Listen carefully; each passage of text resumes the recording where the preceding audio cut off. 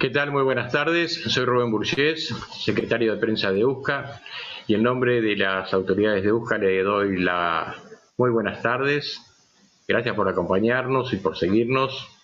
En el día de hoy vamos a escuchar la ponencia del magíster Gerardo Adrián.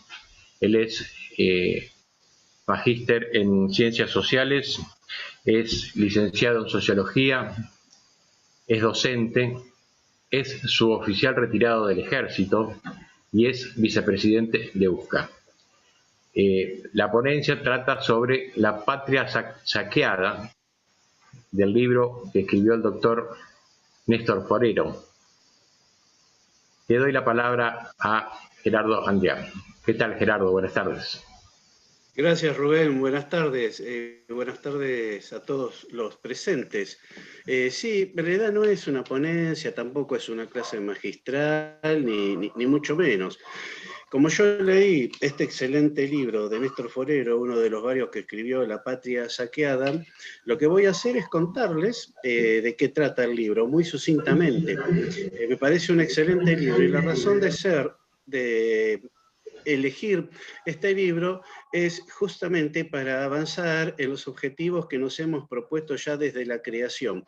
Uno de los objetivos que nos propusimos en USCA fue que todos los asociados, en principio, y después todos nuestros compatriotas, tengan una comprensión lo más acabada posible del contexto local, nacional e internacional, para comprender qué es lo que nos está pasando a los argentinos, qué es lo que nos está pasando a los suboficiales retirados de las Fuerzas Armadas. Sí o sí tenemos que ir a las fuentes. Y la fuente es nuestra historia, que no es muy lejana, porque vamos a empezar de apenas 200 años para atrás. 200 años para la vida de una nación no es mucho tiempo. Biológicamente podrá ser mucho para cada uno de nosotros, pero en términos de nación no. Si tengamos en cuenta que Europa, la cantidad de siglos de vigencia que tiene, y otras como Asia, por ejemplo, los pueblos asiáticos, en la época que no existían las naciones, pero las culturas perviven a través de los siglos. Nosotros somos una sociedad argentina, si se quiere, bastante nueva, si nos comparamos con el resto de esas sociedades. Esos países, tanto en Asia, en Europa, principalmente los países desarrollados, hacen fuertes inversiones en la recopilación de datos históricos que les permiten a ellos en la actualidad hacer un mejor uso de los recursos con que cuentan. Esa es una de las tareas fundamentales de la ciencia y de la tecnología. La historia, muy lamentablemente, es denostada acá en Argentina fundamentalmente, y eso no se dio por casualidad. Ya hablamos un poco hace algunas reuniones atrás sobre este tema. No es casualidad que en la Argentina la historia sea algo que a los chicos en la escuela les resulte tan tedioso y tan aburrido. Algunos autores muy comprometidos con esta realidad nacional, como Néstor Forero, se esfuerzan para hacerlo lo más dinámica y lo más entretenida posible. Ayer escuchaba el programa con el invitado que estuviste, que habló sobre diseño. Me encantó, porque lo que dice esa persona, en la cual coincido absolutamente, tiene que ver también con esto. Los diseños de las sociedades, ¿no? Y de las microsociedades o mini sociedades que hacen a lo que es lo más grande, la patria grande o la nación, tienen que posicionarse de manera tal que tengan una base firme para poder mirar al futuro. No voy a perder mucho tiempo, porque creo que no vamos a tener mucho tiempo. Esto es muy interesante. El trabajo de Néstor Forero, vuelvo a repetir, sirve para comprender dónde estamos parados y para entender los suboficiales retirados, por qué estamos como estamos, y ver que tenemos herramientas, y muchas herramientas, como para cambiar el futuro, poner nuestro granito de arena para producir un cambio positivo, ¿no? En este libro, La Patria Saqueada hace un raconto histórico desde 1806, donde se produce la mal llamada primera invasión inglesa, hasta 1825. En sus distintos trabajos escrito Néstor Forero, llega hasta la actualidad y desmenuza acabadamente la problemática principal que tenemos los argentinos y que desconoce la gran mayoría, que es el tema de la deuda externa, ¿no? Es un tema que no se enseña en la universidad, no se enseña en la escuela secundaria, ni mucho menos en la escuela primaria. Y este aquí que son pocos los que conocen verdaderamente esta situación. Por ejemplo, en 1982, un periodista, Alejandro Olmos, inicia la denuncia formal ante los tribunales federales de la capital sobre el desfalco que significaba el endeudamiento externo argentino. Ese juicio llevó 18 años y el veredicto, el fallo, salió totalmente favorable a Alejandro Olmos. Lamentablemente, Alejandro Olmos falleció 2 meses antes de que salga el fallo del juez federal Jorge Ballesteros. En ese fallo, la justicia argentina deja bien claro que toda la deuda argentina, el endeudamiento es espurio, es un desfalco y es una estafa a todo el pueblo argentino.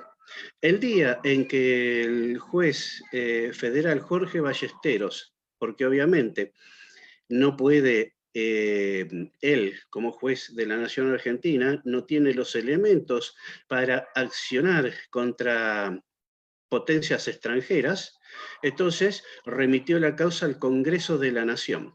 El día que él remite la causa al Congreso de la Nación para que el Congreso de la Nación la trate, ese día se hizo un montaje de prensa, no sé si recuerdan el tema de las tarjetas Banelco en el Congreso de la Nación, cuando se hablaba de que con la tarjeta Banelco se coimeaba a varios legisladores, ¿no? Entonces, ese gran operativo de prensa de coimas en el Congreso de la Nación opacó por completo esta presentación formal de este juez ante el Congreso de la Nación, tema que el Congreso de la Nación formalmente jamás trató, nunca lo trató. Hubo alguna que otra comisión que trató el tema, pero una comisión es una comisión y no significa nada si no sale por una ley específica, ¿no?, del Congreso de la Nación. Y esto es el principal punto, de la principal hipótesis de conflicto que tenemos a futuro, porque hay que tener en cuenta, como bien explica Néstor Forero, que la garantía de todo el endeudamiento externo que sigue hasta el día de la fecha es nada más ni nada menos que los recursos presentes y futuros de la nación argentina, más todo el aumento del Producto Bruto. Es decir, cada vez que Argentina, mejor dicho, la riqueza que Argentina no generó, pero que puede llegar a generar en un futuro, ya está dedicada al pago de la deuda externa. Tanto es así que los argentinos que no nacieron todavía ya están endeudados para toda la vida. Y esto no es una exageración, ¿sí?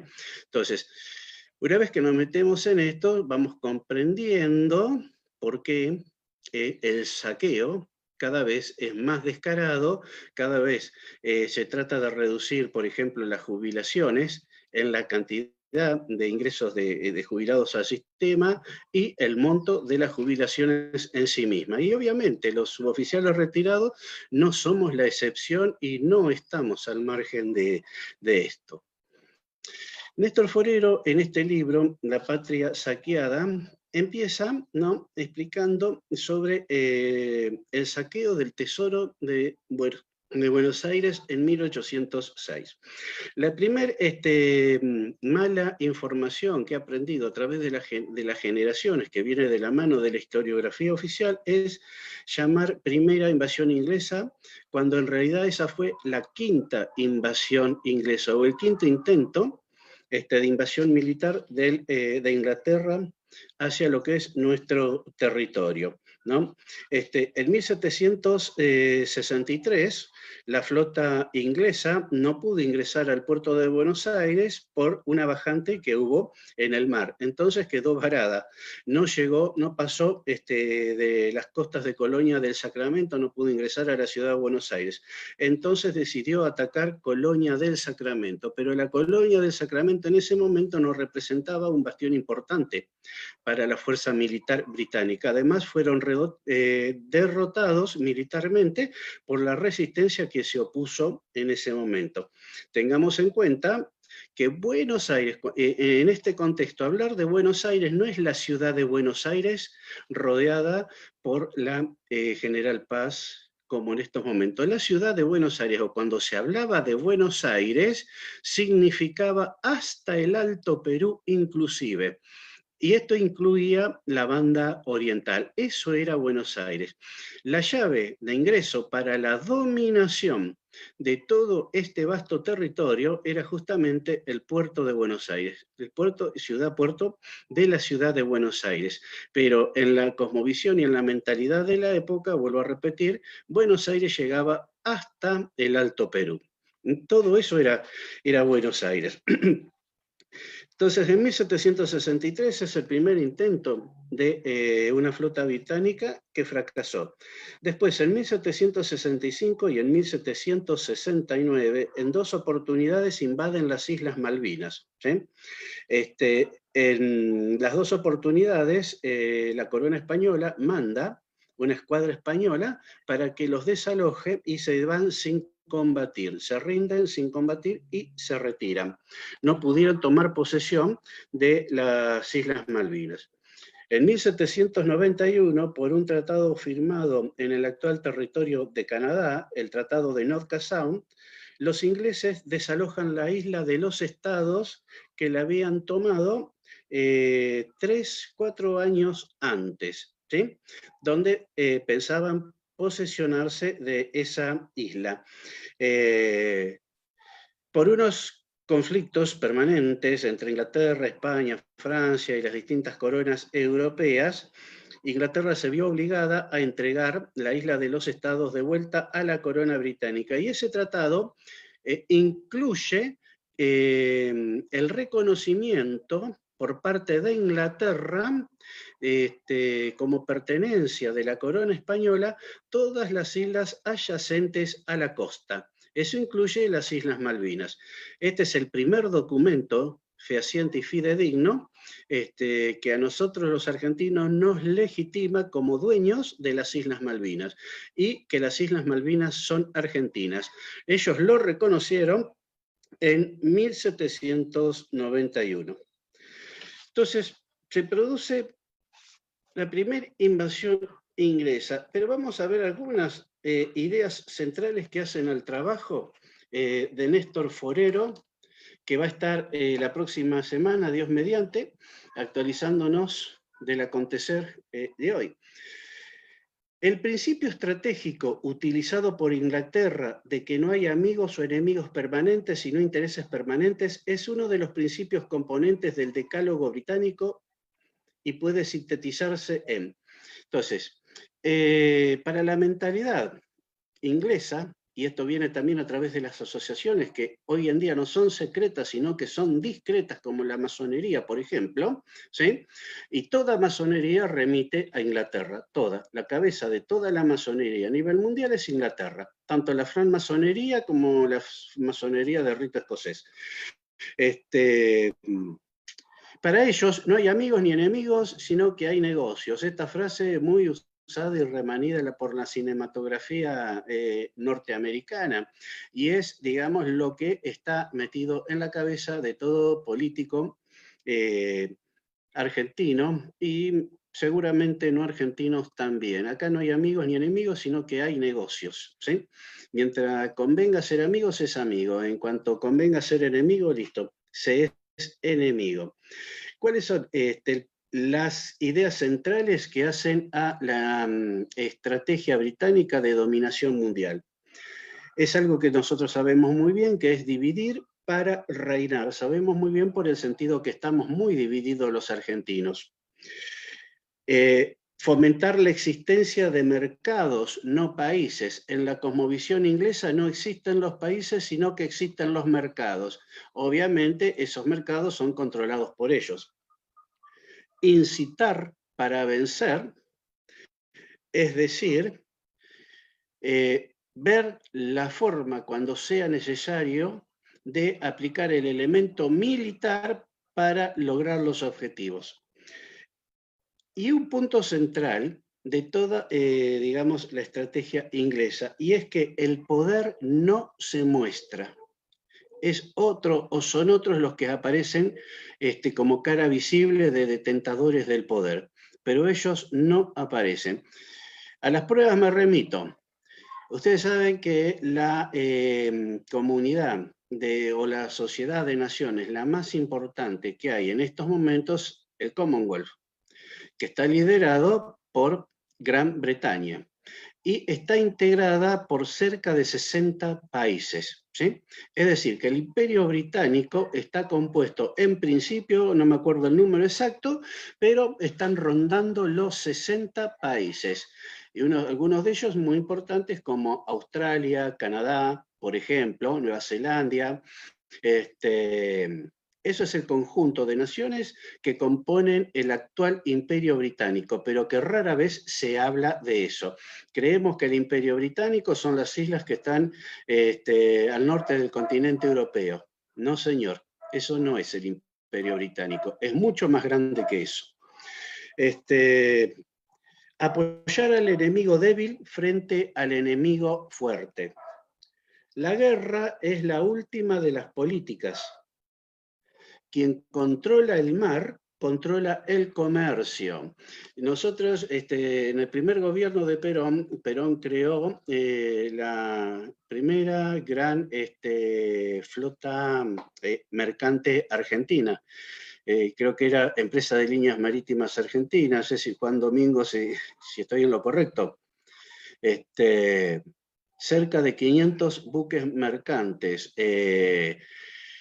No había un solo puerto del mundo en donde no hubiese un buque mercante de bandera argentina.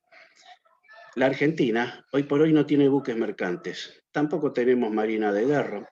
Lo que hay no alcanza ni siquiera para cubrir las necesidades mínimas de nuestra riqueza y de nuestro vasto mar argentino.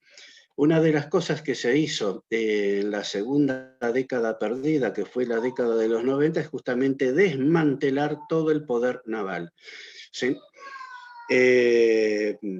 Con lo que significa como nodo de desarrollo para los países el poder naval. Y me refiero al poder naval no precisamente de la Marina de Guerra, sino el poder naval mercante.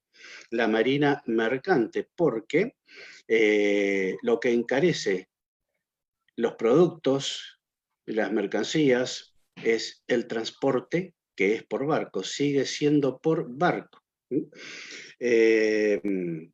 Quien controla el comercio, controla el mundo. Y este aquí que lo que ha difundido Inglaterra a través del mundo es la idea del libre comercio, o la teoría del libre comercio, que ya sabemos que eso no existe realmente el libre comercio, porque siempre se impone la voluntad del más fuerte sobre el más débil. No importa perder batallas, sino ganar guerras. Vamos a los hechos contundentes. 1806 y 1807 los ingleses fueron derrotados militarmente, pero en esa derrota militar significó que ellos sentaron sus reales en estos territorios y nunca más se fueron y empezaron a dominar desde adentro. En el plano militar pudieron haber sido derrotados, pero inmediatamente, sin perder más tiempo, fueron tomando el control hasta el día de hoy de todas nuestras posesiones. El estratega desarrolla sus planes sin el condicionamiento del tiempo. ¿Esto qué quiere decir? Por ejemplo, recién Rubén decía que nosotros, USCA, estamos empezando y sabemos que vamos a lograr. La prueba está que hay gente, fíjense si hemos movilizado a otras personas que nos siguen robando ideas, hay un robo intelectual de lo que producimos inteligentemente desde Euska, pero de la manera más descarada, de la manera más descarada. Y no tienen vergüenza, además, de publicarlo en un diario importante de Argentina, como es el diario Clarín. ¿Qué significa esta idea? No importa lo que se tarde, ¿sí? Si hay una buena estrategia, hay una buena doctrina con fundamentos filosóficos difíciles de rebatir, es cuestión de tiempo para que las cosas se vayan dando. Los que están del otro lado, que también saben esto, obviamente van a tratar de ir frenándonos y poniendo palos en la rueda para opacarnos, pero hay una gran diferencia entre ellos y nosotros. Ellos seguramente están a sueldo. Nosotros estamos acá por principios éticos, morales y espirituales, y estamos por patriotismo, no estamos por un sueldo, que de hecho ninguno percibe sueldo. Entonces, ya, teniendo en cuenta esto, creo que ya tenemos la batalla ganada. ¿En qué momento la vamos a ganar? No sé, pero que está ganada, ya está ganada desde el vamos. Volviendo a la síntesis del libro, una de las cosas que hizo, o sea, lo primero que hizo el general Beresford cuando va de Buenos Aires en 1806 es hacerse con el tesoro. Por eso llegan a Buenos Aires. El tesoro de la corona española, parte venía, acá digamos que se acopiaba el tesoro, venía parte del Alto Perú, del Virreinato del Alto Perú, y otra parte de las Filipinas. Y lo otro era propiamente de este territorio. A fuerza de amenazas de prenderle fuego a toda la ciudad de Buenos Aires y de destruir todas las embarcaciones de los comerciantes de Buenos Aires, se exigió que el virrey Sobremontes entregara el tesoro, devolver no porque no era de los ingleses, sino que entregara el tesoro. Los ruegos de la población ante el virrey Sobremonte fueron tantos que Sobremonte no pudo negar, sino le quedó más remedio que entregar el tesoro a los ingleses. Ese fue el primer gran robo escandaloso de la corona británica a los habitantes del entonces virreinato del Río de la Plata. Para que nos demos una idea, en el 2012, Néstor Forero hizo un excelente trabajo y lo hace cada tanto, actualiza el monto. En el 2012, el tesoro robado por los ingleses, actualizado esa fecha, superaban los 86.000 millones de dólares, ¿sí? Que en ese momento era más del doble de las reservas que había en el Banco Central de la República Argentina. A esto yo calculo que al día de hoy tendríamos que agregarle un 20 o 25% más y la cifra es totalmente superior. En un momento, actualizado ese monto, era más, alcanzaba y sobraba para pagar totalmente la deuda externa argentina. Cuando llega a Londres, este tesoro fue transportado en 5 carros. Cada carro llevaba 5 toneladas. Es decir, que el peso total del tesoro eran de 40 toneladas. Eran 40.000 kilos, ¿sí? Se hizo todo un desfile, una parafernalia, donde asistió la realeza, ¿no? Desde el desembarco del tesoro hasta que fue entregado al Banco de Londres. Los diarios de la época, no recuerdo el nombre del diario inglés más importante, detalla muy bien, fue un día de fiesta para todos los habitantes londinenses, la llegada del Tesoro de Buenos Aires a Inglaterra. Un dato para matizar un poquito. Cuando le llega a Sobremonte la noticia de que tenía que entregarle el tesoro, porque si no Beresford le prendía fuego a la ciudad de Buenos Aires, Sobremonte sigue su camino hacia Córdoba y deja a cargo del tesoro, porque estaba en las cercanías de la actual ciudad de Luján, un comerciante que era el más importante en ese momento en la villa de Luján, y era el dueño del único hotel que había en la villa de Luján, de apellido Migoya. Este Migoya estuvo toda la noche custodiando el tesoro hasta que al otro día a la mañana llegaron las tropas inglesas a llevárselo.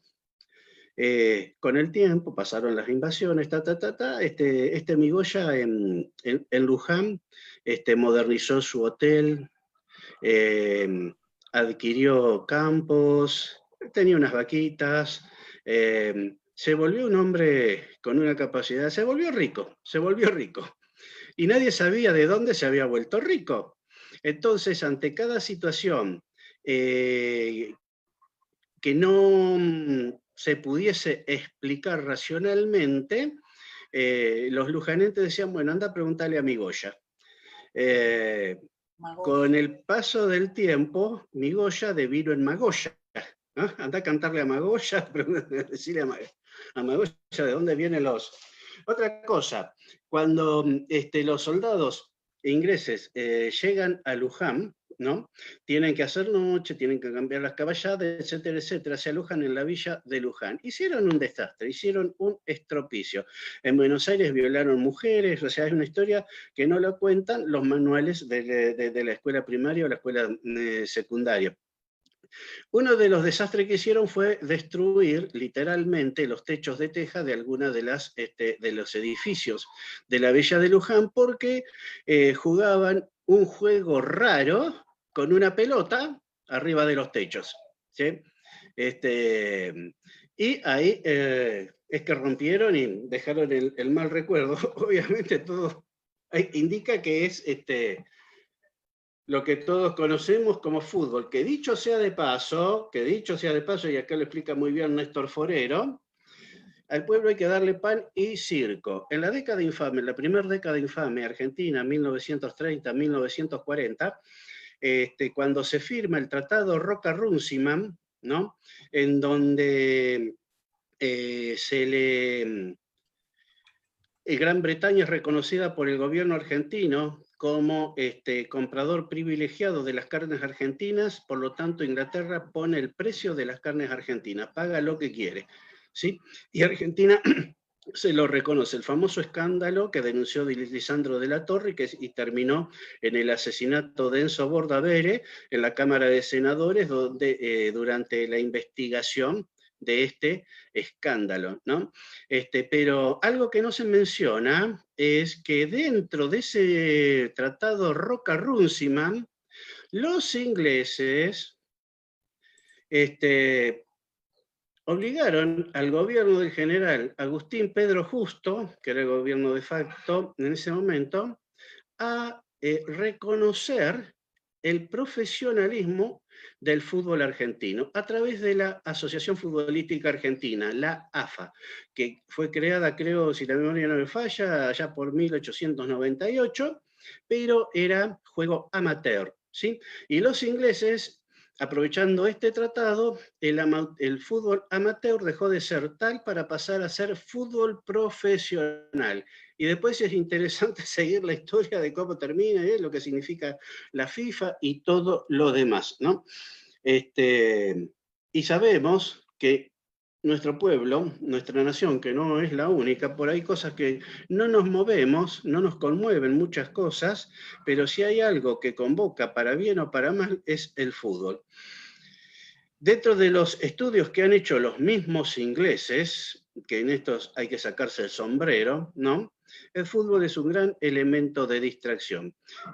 No solamente lo tenemos los argentinos, creo que lo tienen todos los países del mundo en sus distintas versiones. O sea que hay que reconocer el genio de los ingleses, no hay que menospreciarlo, porque se han metido hasta en la médula ósea del pensamiento de los pueblos.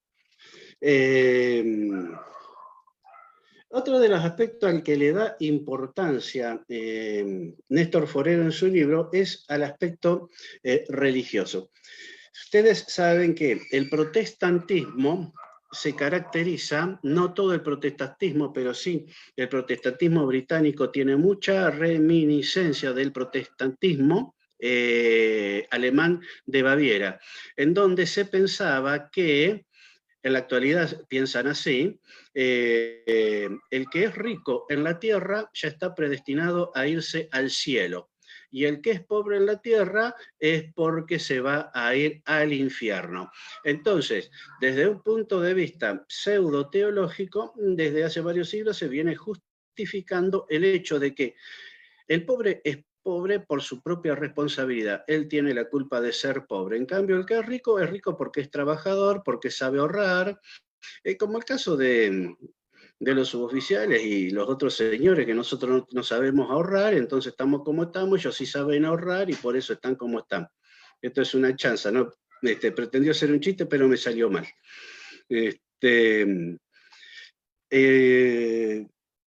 Entonces, a través de este principio filosófico del protestantismo inglés, ¿sí?, se trata de relacionarlo con lo que es la justificación inglesa para imponer su modo de pensamiento, pero no a través de la iglesia, no a través de la religión, sino a través de la teoría del libre comercio. ¿Sí? Porque lo único que hace libre a los pueblos y que los hace prósperos es el libre comercio. Obviamente ellos nunca aclararon que los que manejan el libre comercio son ellos. Producida la primera invasión inglesa, el héroe que se destaca acá en Buenos Aires es Santiago de Liniers, que le hace una promesa a la Virgen del Rosario, es que si derrota a los ingleses y reconquista Buenos Aires, le va a ofrecer las banderas que le tome a los enemigos. Y así fue, ¿sí? Se producen sucesos sumamente interesantes que podría ser motivo de otra charla, ¿no? Y lo que derrota a los ingleses no es tanto la concepción político-geográfica de los criollos y de los españoles del momento, sino que los ingleses eran protestantes y acá eran católicos, y se sabía bien lo que hacían los ingleses con los católicos. Acá la gente estaba bien informada. Por ejemplo, en el ejército inglés, los católicos no podían ser oficiales, ¿sí? Entonces, lo que hizo que se derrote militarmente a los ingleses fue el tema de derrotar a los herejes que vienen a matar la verdadera religión. Acá hay un componente que la historiografía oficial lo ha dejado total y absolutamente de lado, pero lo ha dejado de lado porque todo responde, y sin entrar en teorías conspirativas, a una gran estrategia supranacional o internacional. ¿Qué es lo que hicieron los ingleses cuando llegan a Buenos Aires? Fundan dos logias masonas. Una se llamó Cruz del Sur y la otra se llamó Hijos de Irán. ¿Sí? De esas dos logias masonas, cuando vemos, por ejemplo, no sé cuántas logias habrá en la República Argentina, más de 5.000 logias seguro que hay. ¿Sí? Están en todos lados. Cuando se hace el seguimiento, vamos a llegar que la mayoría de ellas nacen de ahí. ¿Sí? De estas dos logias masonas. El pelotón de fusilamiento, el que fusila a Santiago de Liniers y a sus compañeros en el campo de los Loros, se llama Cruz del Sur, el mismo nombre de la logia que fundó Belfort cuando llega a Buenos Aires. Y ese pelotón de fusilamiento, al mando de un ex integrante muy allegado a la primera junta de gobierno, se me fue el nombre en este momento. Los integrantes son todos soldados ingleses, ¿sí? Son todos, salvo el jefe de pelotón de fusilamiento, los demás son todos ingleses. El primer oficial criollo que recibe la orden de fusilar a Liniers se niega y es relevado. Es relevado del mando, va otro pelotón con otro oficial y se produce el fusilamiento. Hay algo, la historia de la figura de Santiago Liniers es muy, muy interesante porque aclara muchísimo este panorama y cuáles son los motivos por el cual Santiago de Liniers, ¿sí? Y no solamente los españoles, sino que muchos criollos no españoles se opusieron a la Revolución de Mayo. Uno de los prisioneros ingleses cuando es reconquistado Buenos Aires, era un tal capitán Alexander Gillespie. Este Gillespie era el oficial de prisioneros de guerra, ¿sí? Y él estuvo encargado de la toma de juramento de personalidades de Buenos Aires que juraron fidelidad al rey inglés. Él cuenta que 2 integrantes de la primera junta de gobierno eran personas que estaban al servicio de la corona británica. Lamentablemente no dice los nombres, pero él asegura, 2 integrantes de la primera junta de gobierno trabajaban para el Imperio Británico. ¿Qué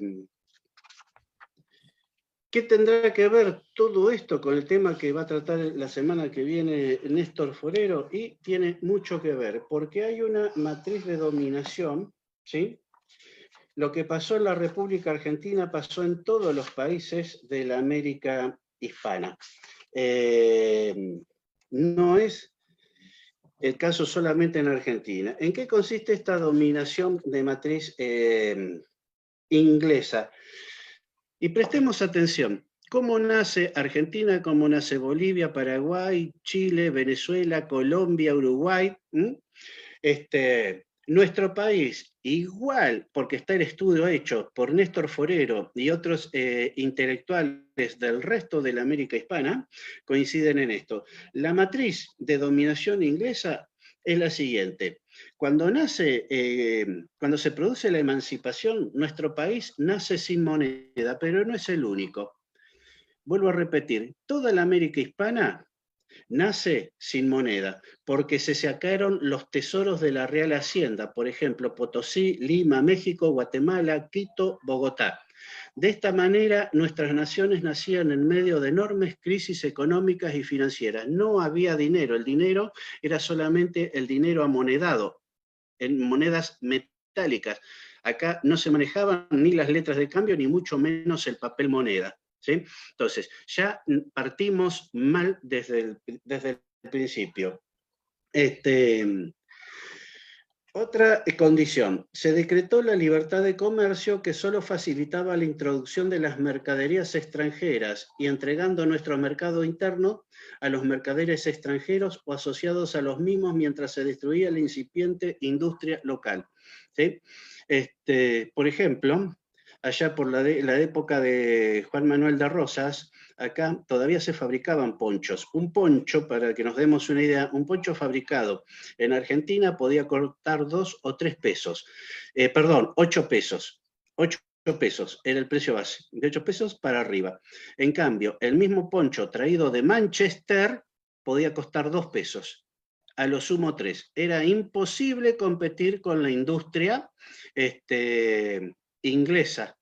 Y era imposible. Si con las guerras de emancipación nos quedamos sin metálico, nos quedamos sin industria, todo el aparato productivo que existía en el virreinato del Río de la Plata desaparece. Tengan en cuenta que acá Argentina, y es otra cosa que no se menciona, Argentina se producía, comerciábamos con China, con India, con Filipinas, con África, algo que se desconoce por completo. No habían malones y generalmente no había problema con los indios en los centros poblados porque había mucha demanda de mano de obra y los indios eran insertados a las fuerzas productivas de las distintas regiones. El tema de los malones, el tema del problema contra el indio se recrudece mucho después de la independencia porque todo esto desapareció. Acá en la Argentina no quedó nada. Otro aspecto de esta matriz de dominación es que se acordaban, se imponían tratados de perpetua amistad con Gran Bretaña, que en solo algunos meses impuso a toda la región esa perpetua ligazón con los intereses británicos. Por ejemplo, el primer acto de gobierno de la Junta de Mayo, lo que hacen después del Te Deum, en nombre de la corona británica, reciben formalmente la primera Junta de Gobierno al jefe de la escuadra británica que estaba estacionada frente a la ciudad de Buenos Aires, ¿sí? Y firman un tratado de amistad y de país más ventajoso, es decir, todo Gran Bretaña quedaba como primero en lo que es materia comercial en estos territorios, ¿sí? Ese tratado es sin fecha de vencimiento. Es otro de los aspectos silenciados por la historiografía oficial. Tengamos en cuenta que cuando San Martín llega al Perú, llega en barcos ingleses, ¿sí? Son barcos ingleses al mando de... A ver si alguien se acuerda cómo era el nombre de este capitán inglés, que es el que transporta las tropas desde Chile hasta Perú, Cochrane, ¿sí? Es la escuadra británica la que transporta a las tropas de San Martín hasta el Alto Perú. Y San Martín se pelea con Cochrane porque Cochrane se lleva, saquea, como lo hicieron en 1806 en Buenos Aires, las arcas del virreinato del Perú. Y a San Martín no le queda un centavo. Es otro de los aspectos que deberíamos tener un poco presente, que coincide con lo que dice Néstor Forero y con lo que dicen todos, digamos, compañeros o compañeros de ruta de Néstor de cada uno de los países latinoamericanos. A consecuencia de los puntos detallados más arriba, se concedían préstamos para paliar la crisis financiera. Es decir, sabían que no teníamos metálico, no teníamos una moneda, no teníamos dinero, y no quedaba más remedio que endeudarse. Entonces ahí aparece la corona británica a ofrecernos plata prestada. Por ejemplo, el primer empréstito que toma Rivadavia, que se tardó más de 80 años en pagar, y esto no es una exageración, créanme que no es una exageración, cuando se termina de pagar ese empréstito se pagó por lo menos 1000 veces más de lo que se pidió. Sin mencionar que al Río de la Plata no llegó ni un solo penique, porque se diluyó todo en el camino. En la época también de Bernardino Rivadavia, ya estaban en pleno control los ingleses de la economía del Río de la Plata, ¿no?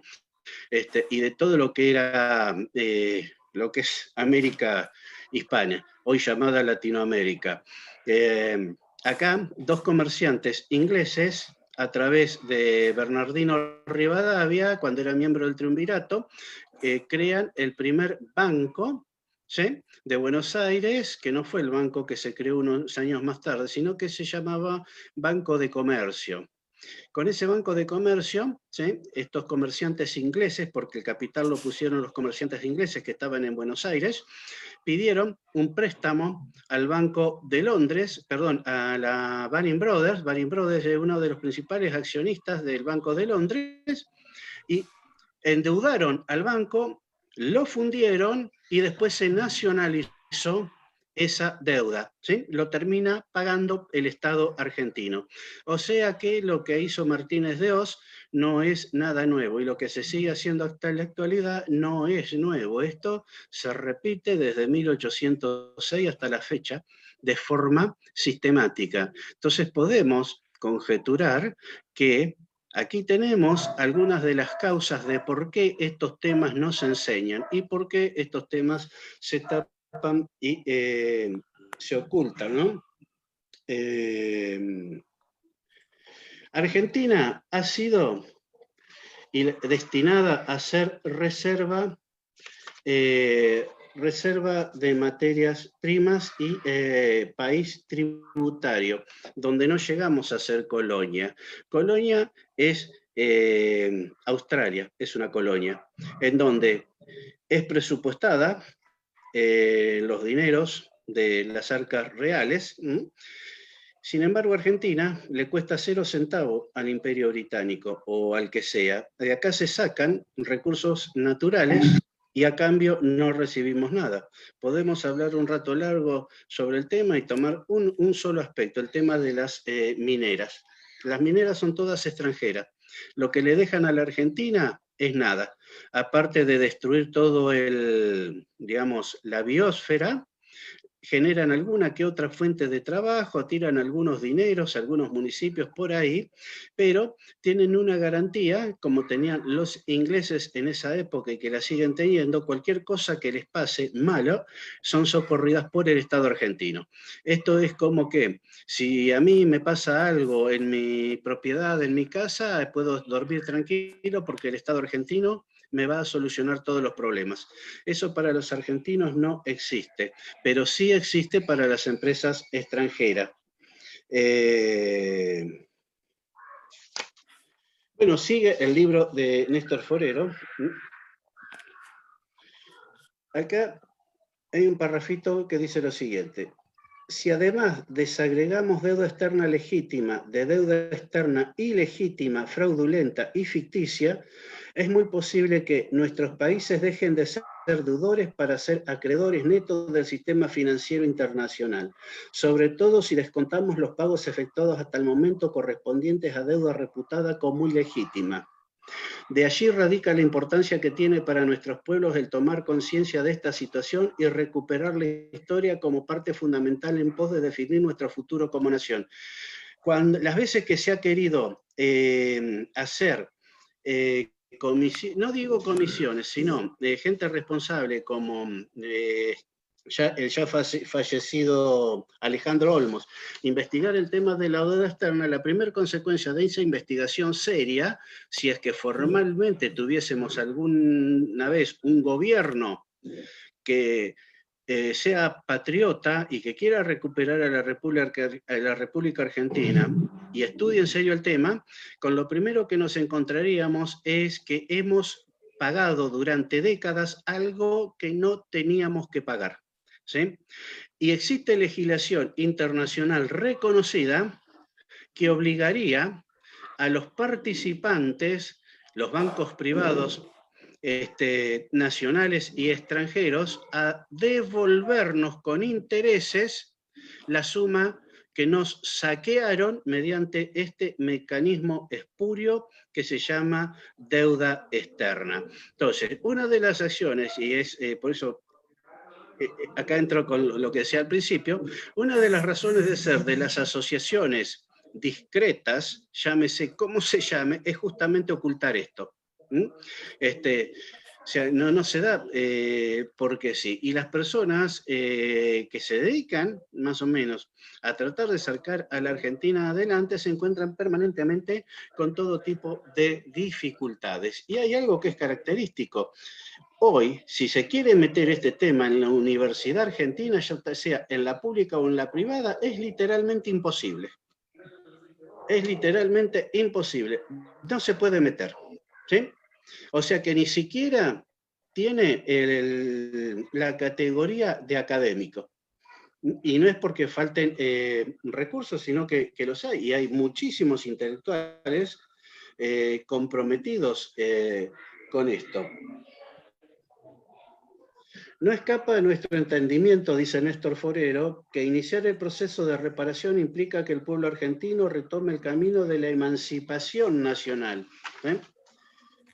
No podemos hablar de emancipación si no tenemos información. Decía Domingo Faustino Sarmiento, hay que educar al soberano.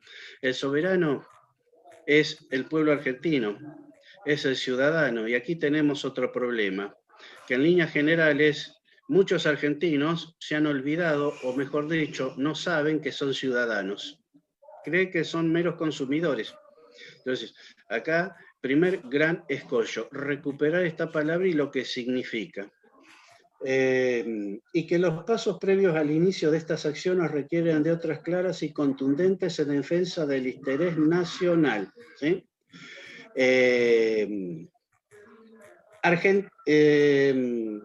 La primera de todas es la denuncia del acuerdo anglo-argentino.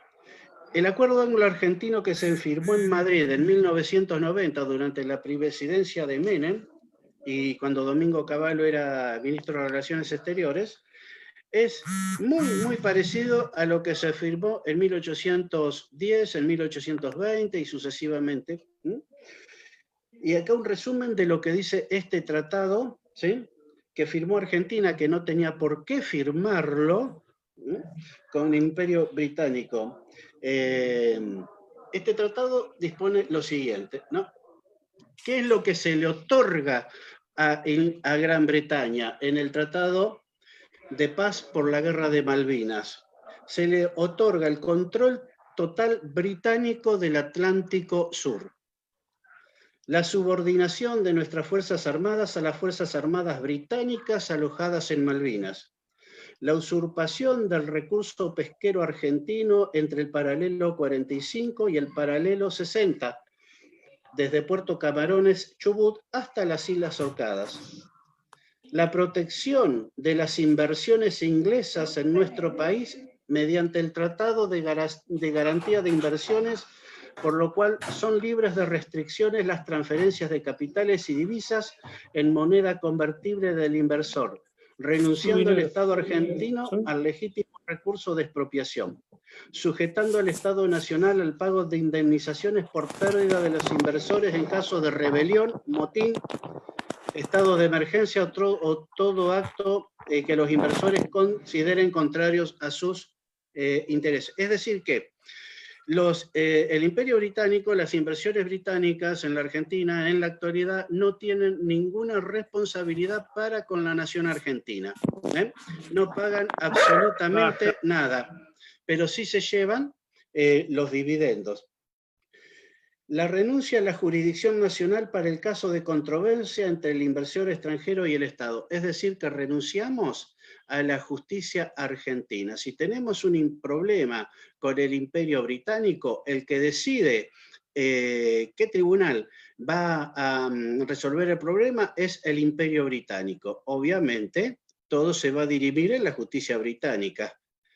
Ergo, ya sabemos en qué termina todo eso. Ratifica la cláusula de la nación más favorecida ya vigente desde el Tratado de Perpetua Amistad de 1825, por lo cual la República Argentina no puede otorgar beneficios a inversores locales o a otros extranjeros facilidades de ningún tipo superiores a las otorgadas a Gran Bretaña. Es decir, que la Argentina, por este tratado, no puede favorecer a ningún argentino más que a Gran Bretaña. Estas son imposiciones, esto es lo que aceptó el gobierno de Menem en el Tratado de, Tratado de Paz por los acuerdos de Malvinas. Al cambio, ¿qué hicieron los ingleses? Una sola cosa hicieron. Nos devolvieron los restos del brigadier Juan Manuel de Rosas. No sé si se recuerdan de eso. Entonces, con la devolución de los restos de Rosas, se ocultó todo esto, que es un acto de traición a la patria. Si esto no es traición a la patria, entonces, ¿qué es? Todo lo que escribe Néstor Forero está debidamente documentado. Si no, no escribiría, no diría lo que, todo lo que tiene escrito. Entonces, para ya terminando, si nosotros no nos informamos dónde están las raíces de nuestros males, no vamos a poder comprender cuáles son nuestros males. ¿Sí? O sea, lo que nos está pasando no es que empezó con este gobierno, ni con el anterior, ni con el anterior. Hubo breves periodos en la Argentina en donde no hubo deuda externa. Y al margen de preferencias políticas, yo no quiero hacer apología ni de un partido ni del otro, pero vamos a los hechos. El único que no tuvo deuda externa fue Juan Domingo Perón, cuando en 1945 se crea el Fondo Monetario Internacional, inmediatamente se crea el Banco Mundial. Cuando Perón asume la presidencia en el año 46, recibe la visita del primer presidente del Banco Mundial. Y le dice, lo alienta a que entre, forme parte, primero del Fondo Monetario Internacional, que le haga ingresar a la Argentina al Fondo Monetario Internacional, que era beneficioso, y Perón le dice, no, de ninguna manera. Antes de endeudar a la Argentina, me corto las manos.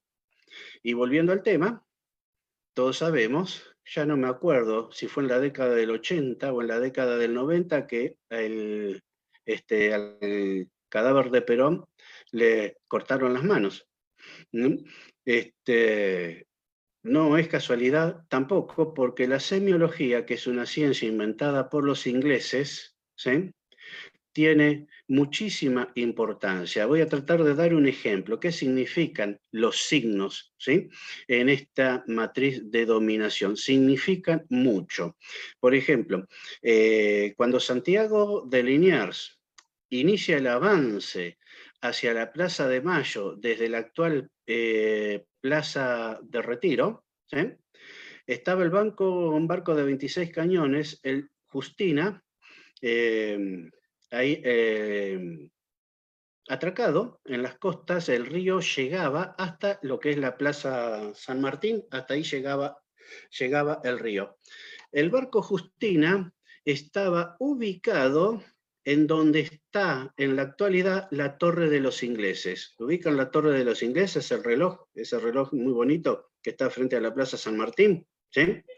Esa torre fue un regalo de Inglaterra por los primeros 100 años de la Revolución de Mayo a la República Argentina. Y no eligieron cualquier lugar para erigirlo, eligieron el lugar donde el barco Justina fue tomado por asalto a caballo por las tropas argentinas. Ese barco impedía el avance de las tropas de Liniers hacia Plaza de Mayo. Una bajante súbita del río hace que el barco no pueda, que los cañones del barco, en vez de apuntar hacia arriba, apunten hacia abajo, y Liniers pudo avanzar y reconquistar Buenos Aires. Entonces, ese es un ejemplo bien tangible de lo que es la importancia de los signos y de los símbolos en la matriz de dominación y control, y podríamos hablar un rato largo de un montón de ejemplos de esta naturaleza que los tenemos no solamente en Buenos Aires, sino en otros aspectos y que hacen en nuestra vida y que no nos damos cuenta por el gran nivel de desinformación que tenemos. Gracias a Dios tenemos estos intelectuales, estos profesionales muy, muy comprometidos, no solamente en Argentina, sino que en todos los países de habla hispana, con una verdadera preocupación para sacar del ostracismo y de la postergación a los pueblos. Vamos a salir de los problemas que tenemos de nuestra postergación a través de la información. El conocimiento hay que compartirlo, socializarlo, y todos tenemos la obligación de munirnos de ese conocimiento. En esta gran guerra global, las armas son totalmente intelectuales y todos sabemos que el campo de batalla es la mente, es la cabeza de las personas. Y las armas, las únicas armas que podemos esgrimir son justamente las intelectuales. Y creo que estamos muy bien rumbeados, porque vuelvo a repetir lo que dije al principio. Si nos copian, es porque algo valemos. Si no valiésemos nada, no nos copiarían. Así que yo les acabo de contar lo que dice uno de los libros de Néstor Forero. Esto no es obra mía, sino que está todo en ese libro, en uno de los varios que ha escrito. ¿Por qué? Porque la semana que viene va a estar él, Dios mediante, y lo vamos a llenar de preguntas, ¿no? Sería muy bueno que nos vayamos nutriendo de este tipo de información, y por mi experiencia propia, personal, es solamente así como podemos comprender por qué se toman las medidas que se toman, por qué estamos como estamos, comprender para producir el cambio, aportar nuestro granito de arena para bien de todos nosotros. Obviamente, si tenemos esto en cuenta, ahora tenemos una idea más acabada de por qué la obra social IOFA no tiene un mango y la vaciaron. ¿Por qué van a vaciar el IAF? ¿Y por qué? ¿Y por qué? ¿Y por qué? ¿Y por qué aparecen estos otros tratando de taparnos y silenciarnos? No hay nada nuevo bajo el sol, como decían los griegos. Es siempre el mismo truco, ¿eh? Y por eso el vaciamiento de los sistemas de educación de los países. Bueno, Rubencito, yo acá termino y te paso la posta. Espero no haberlos aburrido demasiado. Gracias, Gerardo. Muy interesante todo lo que has comentado. Es para seguir debatiéndolo la semana que viene, pero dejamos abiertas las preguntas. Si alguien quiere hacer alguna pregunta para continuar con esto, si no, yo quiero hacer al final una reflexión con respecto a este último comentario que hizo Gerardo. Con respecto, en los diarios de hoy vimos publicado que se ha formado una junta de enlace para las Fuerzas Armadas o para los militares. Queremos decirle desde UCA, desde la Unión de Oficiales Castrenses Argentinos, que esta junta, esta mesa de enlace, no nos representa. En ningún momento nos consultaron, en ningún momento tomaron contacto con nosotros para decir que representan o son la mesa de enlace de las Fuerzas Armadas. A los oficiales castrenses no nos representan. Y si nos fijamos, los integrantes de esa mesa de enlace, hay gente que tiene mucho que ver con lo que le ha pasado a las Fuerzas Armadas en todos estos años. Comenzando por el general Bossi, por ejemplo, miembro del Estado Mayor del Ejército en la era de Menem. Recuerdan todo lo que pasó en la era de Menem, ¿no? Bueno, entonces, temas como eso, y podemos hacer a cada uno de los personajes que integran esa mesa de enlace, ir describiendo públicamente su currículum, y todo lo que le están dejando o que le han dejado a las Fuerzas Armadas y al personal militar. Esa gente no representa a la Unión de Oficiales Castrenses Argentinos. Ahora sí, quiero darle la palabra a Juan Domingo Maldonado, pero antes, ¿alguien tiene alguna pregunta o algún comentario? Si no, cerramos la conexión vía Facebook y seguimos conversando la comisión directiva de UCA. ¿No? Ok. Damos por cerrada Facebook y en unos segundos seguimos conversando con la gente de UCA. Cerramos.